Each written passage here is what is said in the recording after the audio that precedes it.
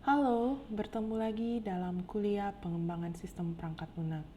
Untuk hari ini, kita akan membahas tentang project planning, yaitu feasibility analysis atau kelayakan, analisa kelayakan.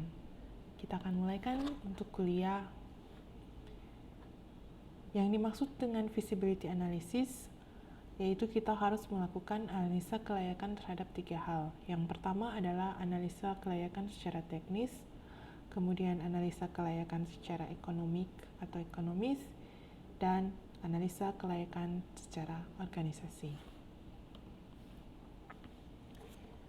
Dalam analisa kelayakan secara teknis, kita akan membahas garis besarnya yaitu can we build it? Dapatkah kita membangun sistem perangkat lunak yang kita rencanakan tersebut? Ada beberapa hal yang harus diketahui. Yang pertama adalah familiarity with application. Jadi seberapa familiarkah bisnis terhadap aplikasinya. Jadi harus mengetahui juga tentang domain bisnis tersebut seperti apa, kemudian recognize pitfalls and bad ideas. Yang kedua yaitu familiarity with technology. Apakah teknologi ini baru terhadap organization? Is this a brand new technology? Kita harus mengetahui familiarity-nya terhadap teknologi. Dan kemudian project size, ukuran dari project. Berapa orang yang harus kita butuhkan, number of people, waktu yang kita butuhkan, dan fitur-fitur apa saja yang kita perlukan. Kemudian compatibility with existing system. Seberapa compatible-kah sistem yang akan kita bangun terhadap sistem yang sudah ada? Apakah kita perlu mengintegrasikan sistem yang sudah ada dan data-datanya ke sistem yang baru? Itu harus kita pikirkan. Selanjutnya adalah economic feasibility. Economic feasibility ini sebenarnya membahas should we build the project? Apakah kita harus membangun proyek tersebut? Kita lihat dari sisi ekonomik. Kalau sisi ekonomik berarti kita akan melihat dari sisi cost and benefit-nya. Berapa biayanya dan apakah biaya yang sudah kita keluarkan itu bisa memberikan benefit yang lebih terhadap organisasi. Jadi ada beberapa hal yang akan dibahas dalam economic feasibility. Yang pertama adalah cost benefit analysis cash flow. Jadi kita akan membahas di sini akan melakukan calculation terhadap present value atau PV, yaitu amount of an investment today compared to the same amount in the future, taking into account inflation and time.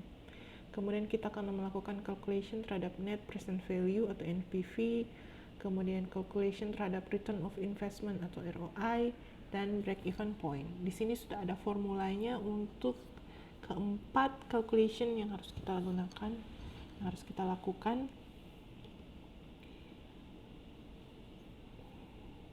Dan di sini ada contoh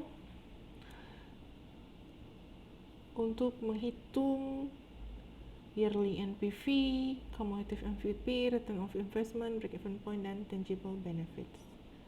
Ada studi kasus di dalam sini.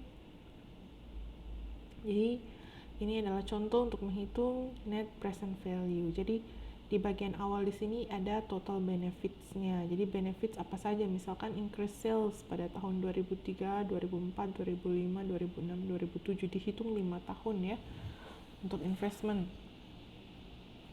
Contohnya untuk benefits ada increase sales, ada reduction in customer complaint cost, ada reduce inventory cost di situ.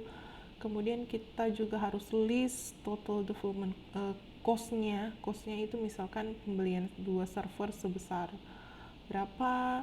Biasanya itu untuk cost itu dikeluarkan pada tahun pertama saat proyek tersebut akan dikembangkan. Jadi membeli printer, software license, server software, development labor, dan lain sebagainya di total, dan itu akan menjadi cost.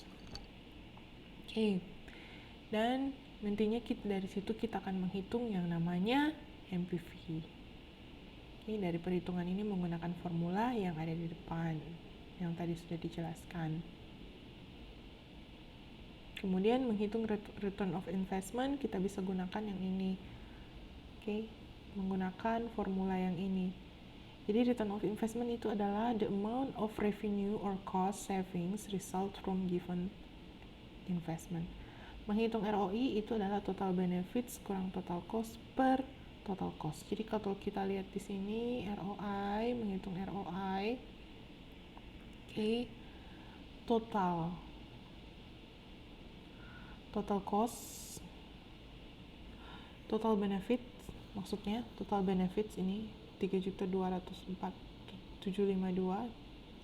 dikurang dengan total cost 2575331 per total cost akan didapatkan 0,244. Nah, dikalikan persen akan jadi 24,44%. Oke, return of investment-nya. Kemudian kita akan hitung juga break even point atau BEP-nya. BEP-nya itu adalah the point in time when the cost of the project equal the value it has delivered. Jadi waktu di dalam kapan cost dari project itu dibilang sudah nol, ya kan? Sudah kembali balik modal. Ini menghitungnya menggunakan yearly NPV dikurangi cumulative NPV per yearly NPV. Di sini dijelaskan bahwa yearly NPV ini gunakanlah amount dari tahun di mana project tersebut telah memiliki positive cash flow. Jadi kita lihat dalam contoh break even point-nya ada di antara tahun ketiga dan tahun keempat di sini. Oke, poinnya di sini. Kemudian organizational feasibility. Jika kita membangun bagaimana proyek tersebut akan berdampak terhadap bisnis. Jadi kita harus memikirkan juga stakeholders yang terlibat dalam project. Oke, jadi ada project champions-nya, ada organizational management-nya di situ, ada system user dan siapa saja yang terlibat terhadap perubahan yang akan dilakukan. Jadi kelayakan secara organisasi, jika kita membangun, siapa saja yang akan terdampak, bagaimana dia akan berdampak terhadap bisnis yang sudah ada. Bagaimana proyek tersebut bisa match up dengan bisnis strategi dari perusahaan. Jadi sekian untuk video kali ini. Materi selanjutnya akan ada pada video selanjutnya. Terima kasih sudah menonton.